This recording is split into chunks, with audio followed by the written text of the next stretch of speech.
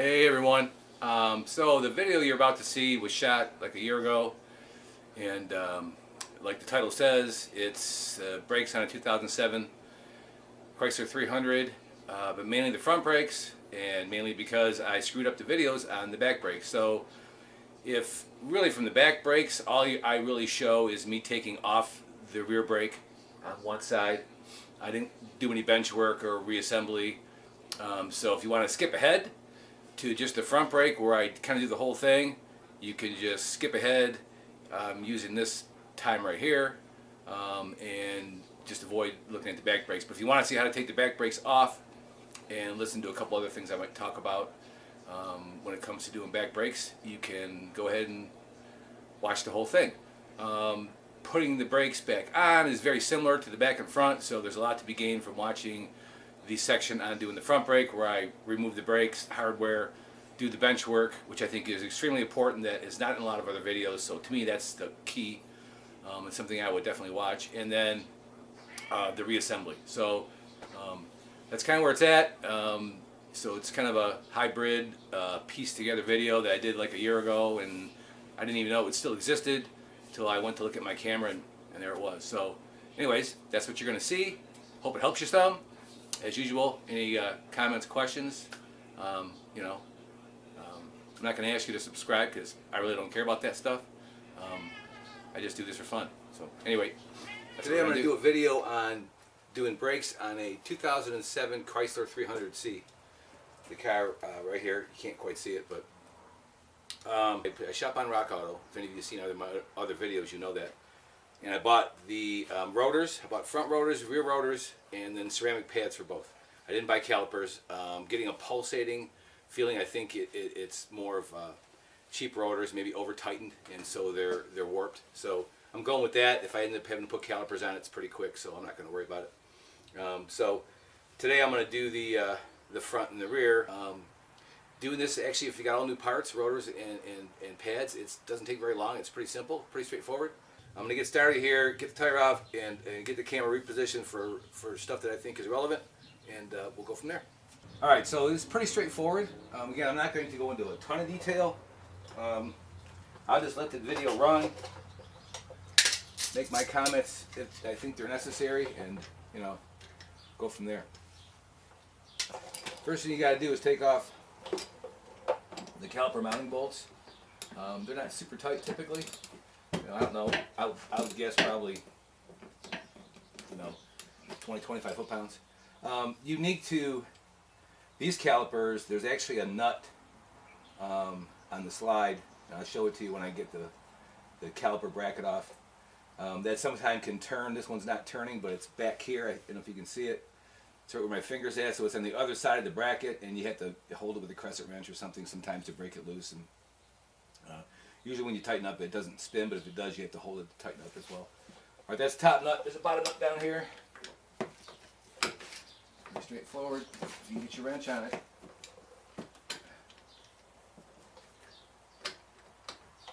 Again, they're not really tight. Although I did put brake pads on this thing. I think it was last summer. You're going to see these brake pads are in really good shape. But yeah, I'm doing new rotors. I'm going to do new pads. Don't want to lose the bolts. Put them in my tray. Alright, and then the caliper assembly should come out pretty easy. One of the things that I found a little disturbing in the videos I watch, we're just hanging this down here. I typically don't do that. I'll wire it up and out of the way. In this particular case, it's got a pretty good perch right there, but you don't want to put stress on that brake line. I've done that. I've had them leak, so you don't want to go through that. At any rate, okay, so that's the caliper removed. You can see the slides are still moving pretty freely there, so I'm happy about that. The brake pads, as I mentioned, they're in pretty good shape. I mean, this is rusted. I mean, this car sat all winter long. I keep it in the garage during the winter, so that's probably why that is. And then there's obviously a back pad. Again, I changed these last year, and I still continue to have vibration. So I decided to get rotors. I've heard that some of the rotors manufactured in other countries, although they're all in other countries now, even the Wagners, can tend to be thin and made out of cheap metal, and if you over torque it, you can actually warp the rotor and cause it to shimmy like it is. Okay, so now you're gonna get this bracket off, and the bolts I just took off the caliper were 15 millimeter, and I believe the caliper mounting bracket bolts are 18, and they're back here. And these babies here can be pretty tight. I would guess they're 90 or better. Well, this one's pretty loose. The other side was pretty tight, so that's cool. And I usually put anti-Cs on these, not on the other ones, not on the caliper bolts, because they're low torque, but on these big bolts. You'll see the size of these when I get them out. So I put anti-Cs on them. I should do that for any decent sized bolt. Hopefully I'm not getting in the way here. I'll probably edit some of this out or speed it up, so you won't have to watch me unscrew bolts. But, yeah, so very good sized bolt. I already had it off, had some anti-Cs on there already. Not off today, but off recently.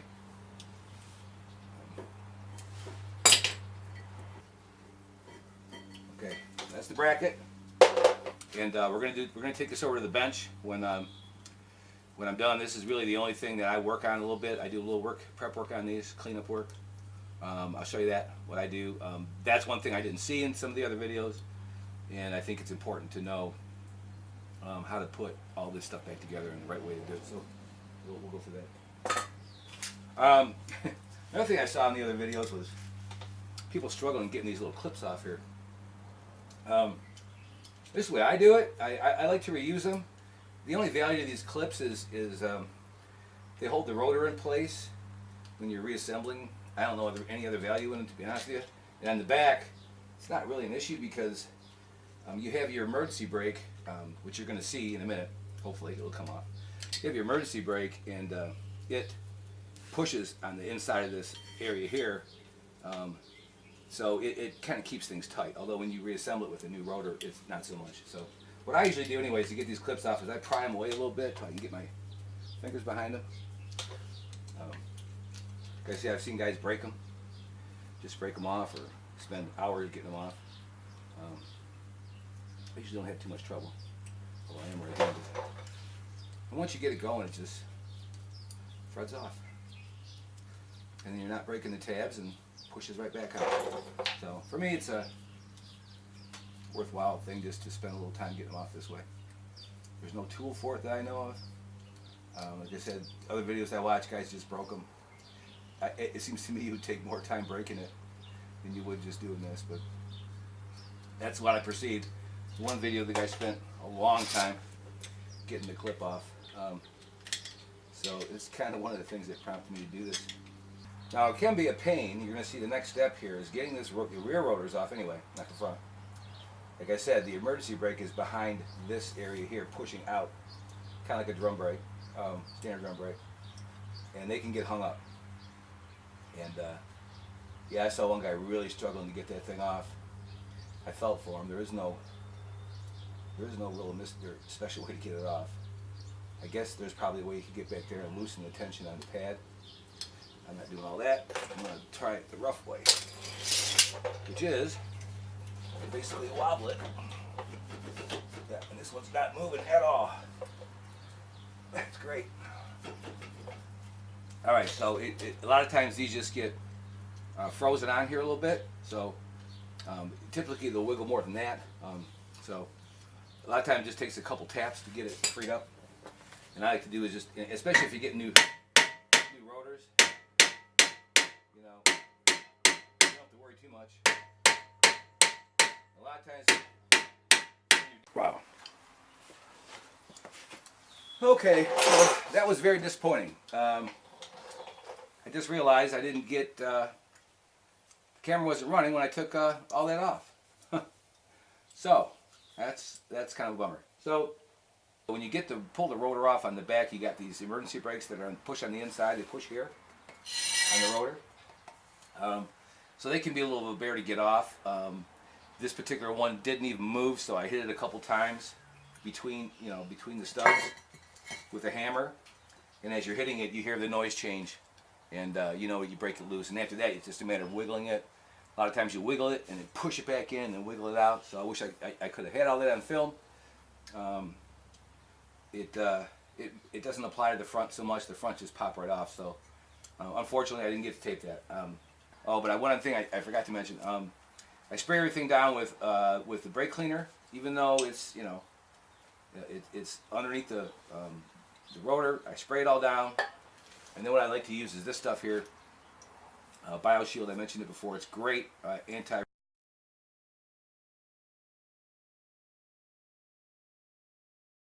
So I ran into a couple problems here. What I ran into is the front brakes that I purchased through Rock Auto were the wrong size.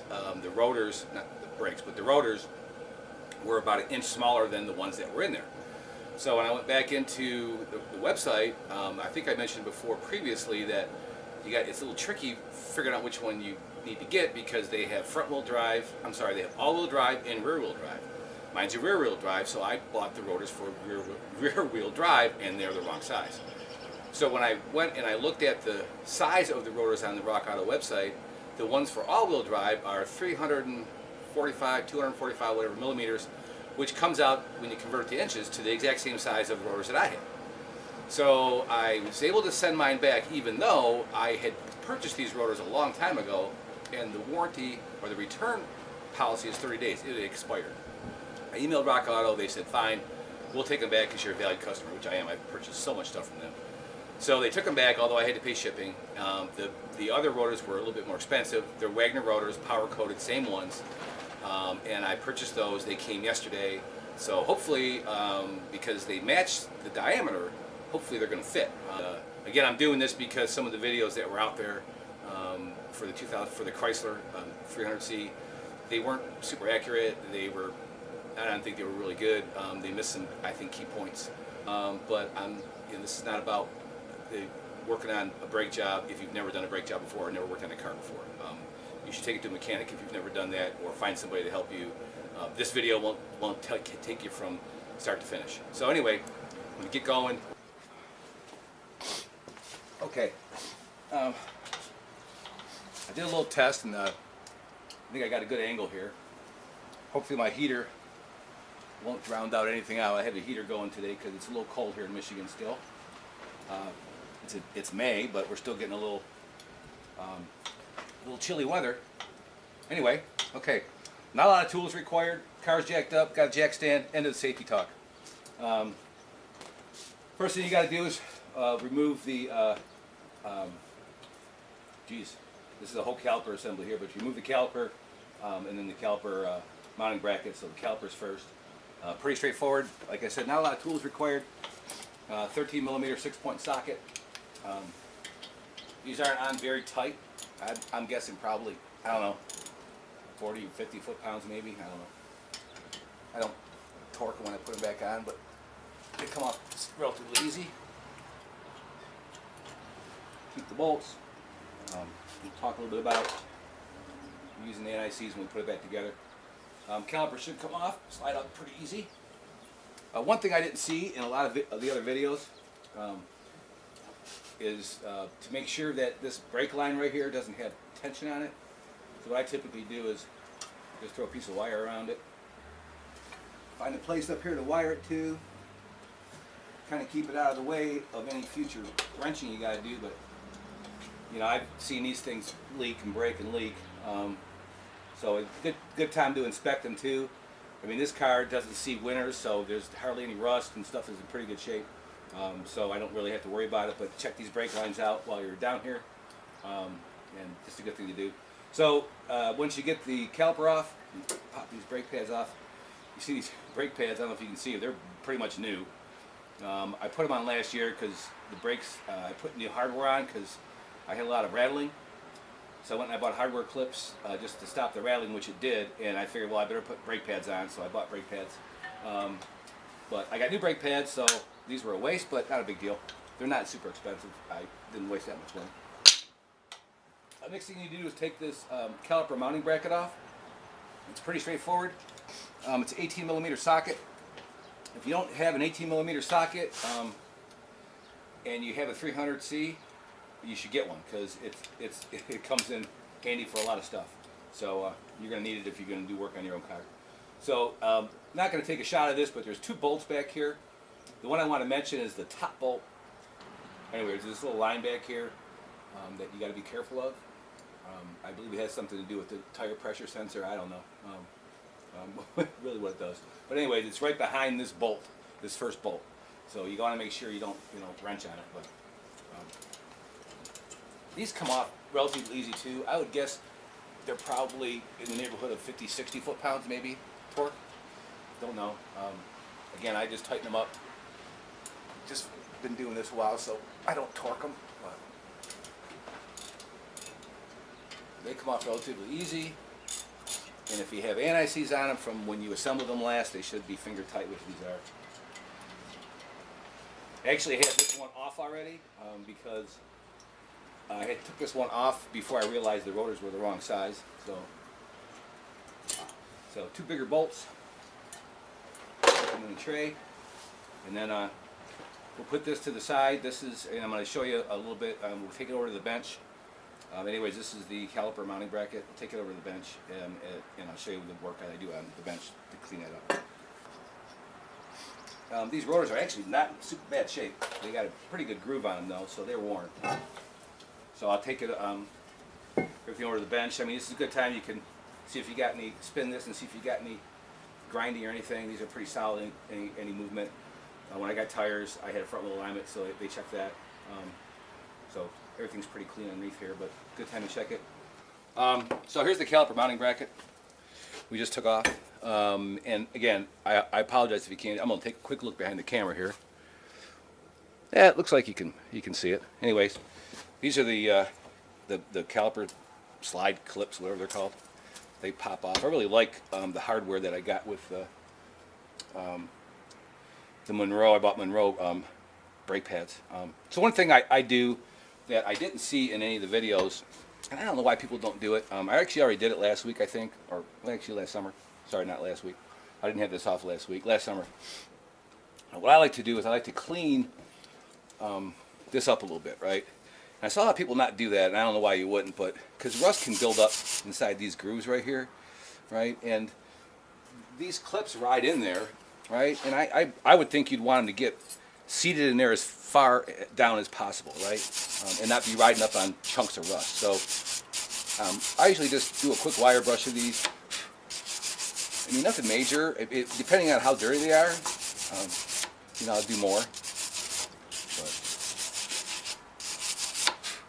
And then I was going to do this, and I usually don't do this on my workbench, but and I hit it with a little brake cleaner. Brake cleaner evaporates really quick, so not a big deal. You can use it for a lot of stuff, actually. I've seen some of my other videos. Hopefully, again, you can see this. Take a quick look. Yeah, it kind of looks like you can. Again, I'm just cleaning out the groove where the clips fit that actually the brake pads slide on. Boy, to me, that's the critical component. So nothing major. If they're bad, really bad, I'll put them on a bench grinder even. So that's just me. That's something I do. This is basically just AutoZone brake cleaner. Another thing I like to do, guys, if you see my videos, you've seen this before. This is Bioshield T9 Rust and Corrosion Inhibitor. Love this stuff. I use it on. Oh my God, I use it on a ton of things. When I put my snowblower away for the winter, for the summer, I use it on that. I use it, all the blades. I use it on all my weights. By weights, I mean, this is a gym in the summertime, my garage, and I have a lot of metal weights and stuff in here, dumbbells. I spray it on those so they don't rust in during the winter when the gym shut down, and it works great. I spray it on my tools. My toolbox is over here. I don't know if you can see it, but you can't. But I spray it on my tools. Just great stuff. So anytime I take components off the vehicle that may end up rusting, and this can, I just spray a little bit on there. I mean, why not? And I actually, before I put my car away for the winter, I go underneath the hood and I spray a lot of the nuts and bolts. Maybe one day I'll do a video of how I clean my engine, but everything's rust-free underneath there. And it's 2007,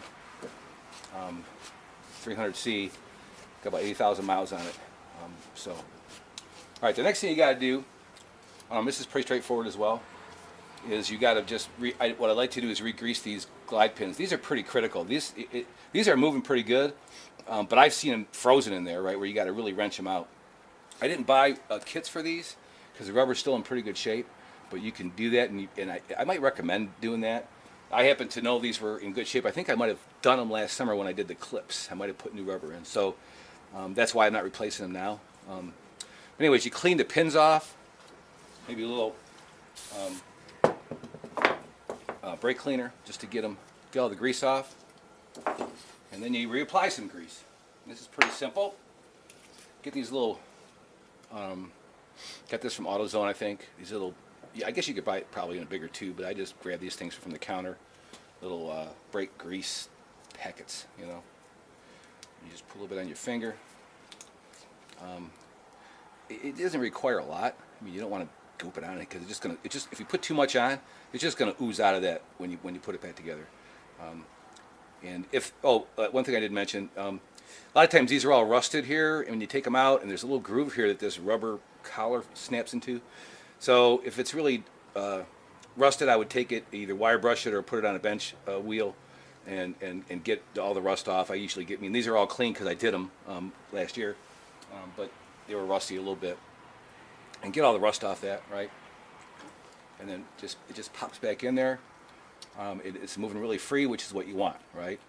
It's critical that these things move freely. Don't think if it's sticking and it's not sliding right, don't think it's going to be okay. It's a crucial component. And wipe this off. This one.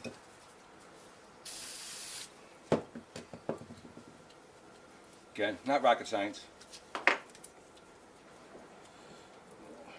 Grease on the finger. And grease the end of it up. Some of these, on some vehicles, they have a flat surface and they only go in one way. My F-150 is like that. These spin. You can spin them and make sure they're good. But they're different. But not all vehicles are the same. Get rid of some of the excess grease there. Just go spray that nut with a little bit of the rust preventative, because I spray everything with this. Good stuff. All right. So next thing you got to do is put these clips in. These are what the brake pads slide in and out on, right? And these good quality clips will prevent a lot of brake rattle and stuff like that. If you cheapen up on the hardware kit, if you're going to Rock Auto, AutoZone, and they have a higher grade hardware kit, I always recommend getting the better one, right? These I like. They have these actually clips right here, and the reason that's important is some of the cheaper kits, you got to bend these little tabs and stuff to make sure the actual. See, this snaps right in there. It's pretty simple, and you just push it down in there, right, into the grooves, and this thing can't slide back and forth. And I've seen other ones where you got to bend the tabs and hold it all in place, and if you don't, these things can end up sliding and actually getting up against the rotor and causing a squeal. So these clips here I really like. They got that spring in there. They don't move. Really cool. So I like that a lot. Okay, so you know what? I'm going to do one side at a time here because it's easier, I think, to see in the picture. But another thing you need to do, once you get these clips in there, you need to put a little bit of grease in there. So what you want to do is you want to get grease down in that groove. Hopefully you can see this. I really do. But let me take the other clip just to show you. So what I'm doing is I'm putting grease in this groove right here. Okay? Down inside that groove. Anywhere the brake pad's going to contact when it slides, right? And in this case, it's going to contact this flat spot. It's going to contact the groove and this flat spot right here. So you want to put a little grease there. You want to overdo it. I mean, you don't want anything you gob on. It's, you know, when you put things back together, if you got too much grease, you'll end up on the rotor, and then you got a mess. So, you know, make sure you get enough in there. But so it gets in the groove, both sides. I guess if you had maybe a paintbrush or something, might even make it easier. I don't know. I just use my finger. Probably all sorts of ways to apply that. But we'll flip it over here real quick.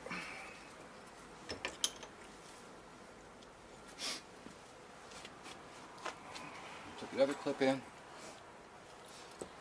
and they just push down in there.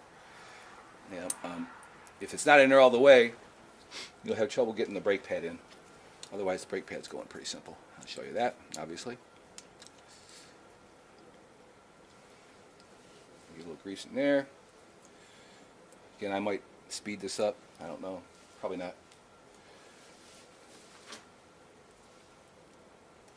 Sorry, I don't have my shop light above the bench here. Needs a new ballast. It's been needing one for a couple years. I haven't done it. Okay, so not a ton of grease, but enough to make sure it's going to slide.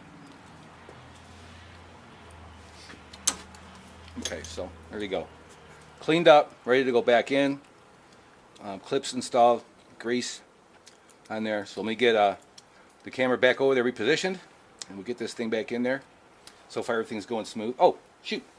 One more thing I got to do here. Let me reposition the camera, show what we got to do with the new rotor. So here's the rotor. These are Wagner rotors. I think these were $40 a piece. So they're like a performance rotor. A little better than the daily driver ones you can get from there as well. So I love they come all bagged up.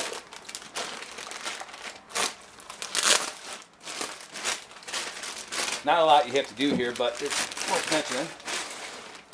So you can see the coating. I love that. I don't know how that'll hold up. It's on the inside and the outside. These are vented rotors. It's on here.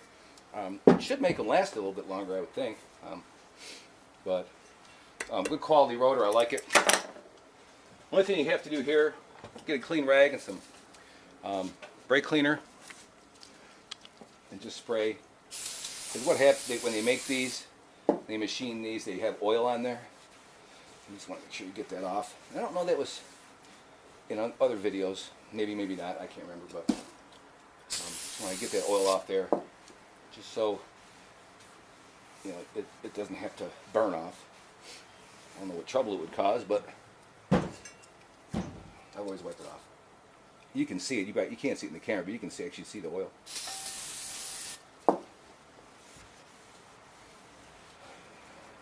Yeah, see it's powder coated on the inside too.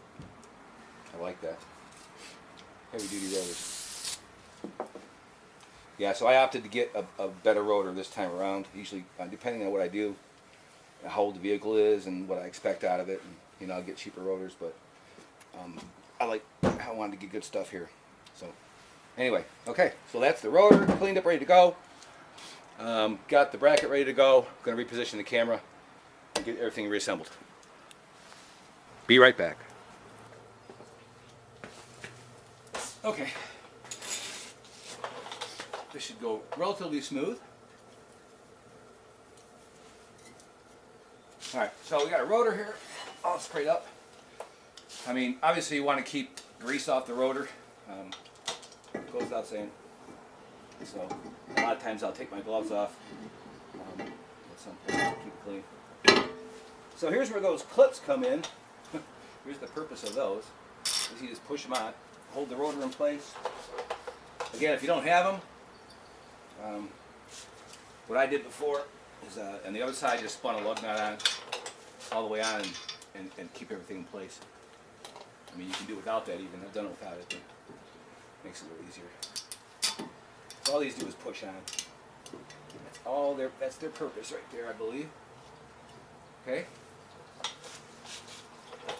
All right, next thing is to get this mounting bracket back in place. Before we do that, though, what I recommend you do, actually these are already lubed up a little bit, but if you've seen any of my other videos, I'm a big believer in anti-seize.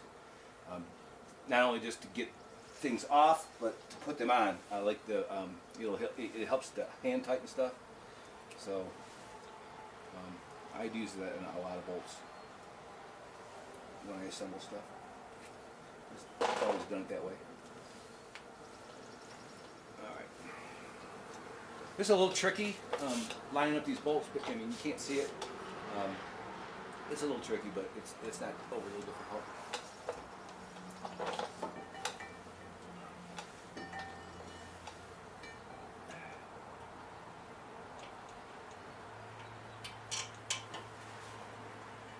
I don't think it's worth repositioning the camera to show you, so I'm not going to do that.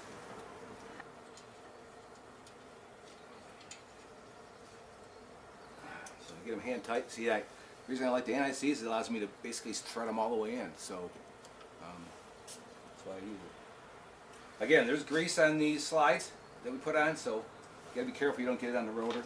If you do, you just spin it around. You know, seeing as it's rear-wheel drive, I can spin it around and clean it off. Front-wheel drive, you wouldn't be able to do that. But anyway, so pretty simple. You can here tighten these up. I like to snug them up first, bottom and top. Probably doesn't matter, but I've just been a habit of mine. Anytime I assemble stuff, there's more than one bolt. Again, I'm not going to torque these. I've done so many brake jobs I kind of know, but again, I'm guessing based off of how much pressure I'm putting on here, probably 60, 70 foot-pounds, maybe a little bit more. So look it up. Tell me I'm wrong. Doesn't matter. You can tell me I'm wrong in the comments if you want.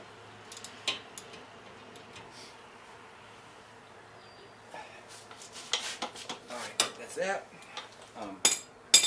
Next thing to do is slap the pads in real quick. Take the gloves off. You don't want to get grease on these babies. So you've seen how many tools I've used so far. Not too many. I love these pads. They have this extra plate on here, which is anti-rattle plate. I like that. These are good pads. Now these are ceramic composite pad from Monroe. Anyway, this one's pretty easy to see on this side. You got this little tab. It goes in that groove, right? Pretty straightforward. Slaps right in. Always easy on the outboard pad. For some reason, it's more difficult on the inboard pad. Well, you're doing it blind for one thing. And I don't have a shop light with me today, so I do, but I'm not using it for some reason. Well, that went in relatively smooth too. Okay, next thing is pretty simple. You got to compress the caliper. In this case, not too far because the brakes weren't that warm, so the calipers aren't too far out. A lot of ways to do this because I see people put an old pad in there, which it makes sense. You can compress both of these pistons at one time. The rear caliper, this only has a single piston. This has dual pistons in it, so you got to do them both. Both together is easier, but I'm not doing it that way because I don't have a clamp big enough to fit over this puppy. So I'm going to do it the awkward way, and you're going to laugh and say, "What a jerk!" Anyway, so as you tighten one down, the other one comes out. Duh. But you go back and forth, and they don't come fully out. So I'm just going to have to go back and forth a couple times. This is where you will see if your caliper's bad. Typically, these things won't go in, or they'll if you really got to put a lot of pressure on. You see how much pressure I'm putting on them? Not much. Then you want to get them to bottom out. So once they bottom out, then you can, they should slide. The caliper should slide right over the pads. And I'll show you that in a second. So yeah, it's a little awkward doing it this way, but I didn't feel like, digging up. I got a bigger clamp somewhere. I didn't feel like messing with it. So I just did it this way. Okay. One thing you want to make sure you do here, I've done it myself, made the mistake of making sure, you want to make sure the brake line is not twisted when you put it back on. It's pretty easy to do, to leave a twist in it. I've done it before myself, so you want to make sure it's untwisted and going to go in there nice and easy. It should just, except for it's going to bump into this, this guide pin, so you just got to push those in. Pretty simple. And then you just get the caliper on there. That went on relatively easy. No struggle. This goes in the back. Now, the rear brakes, I don't know that it was in the other photo. Or it was in, I did some taping when I did the rear brakes, but I had problems with the battery on my camera, so I lost a lot of it. But the rear brakes are a little different. Assembly here, this guide pin, you actually have to hold it with a wrench. This one here, I may have to as well, but typically you don't. But the way the other one's designed, you actually have to hold the inside with like a crescent wrench while you tighten it on the outside. So you may or may not see that. I don't know how much is on the video. I'm going to piece that together when I actually put this video together for YouTube, if I post it. So another bolt goes in. These don't get particularly tight. I've never had one. By the way, I've done a lot of brakes. I've never had anything fall out, just so you know. And I've never used a torque wrench. So I'm not suggesting that. Probably good to use a torque wrench. I just been doing it for a while, so I don't. I mean, you certainly don't want to break something. So. Okay, so you can't see it, but this nut is turning on the inside here. So real quick, grab a crescent wrench. I'm not sure what size that nut is. I'm just going to throw a crescent wrench on it. It doesn't require a lot to hold it. There you go. Pretty simple. See if the bottom one's spinning. Well, the bottom one's, let's see. Yeah, the bottom one's spinning too, so gotta do this one by feel.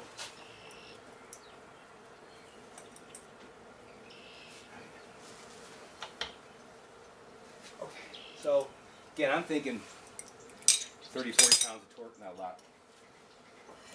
Okay, got good movement there.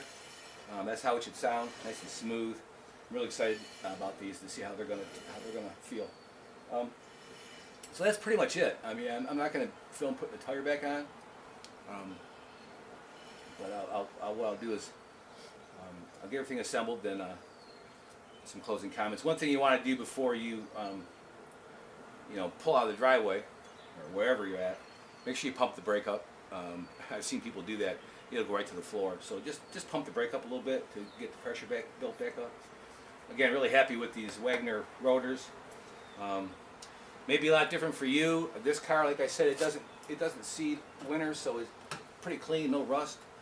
The only thing you would do different, obviously, is a lot more cleanings, wire brushing and stuff like that. If you wanted to, I thought about painting these, but I decided against it. I didn't feel like doing with all that. Anyways, okay. Everything's done. Button back up. Getting ready to take it for a test drive. Take my dog for a walk. It's getting ready to rain here. I hope that was helpful for anybody. For everybody who has got a 300C. Again, this is a 2007. If you have any comments, feel free to leave comments, questions. Any ideas, anything you want to share with people, something I might have missed, I'd be happy to comment on it. And if it's helpful, I'll leave it out there for other people to see as well. We'll do some other videos probably this summer. I got a couple other projects planned, so I'll probably do those.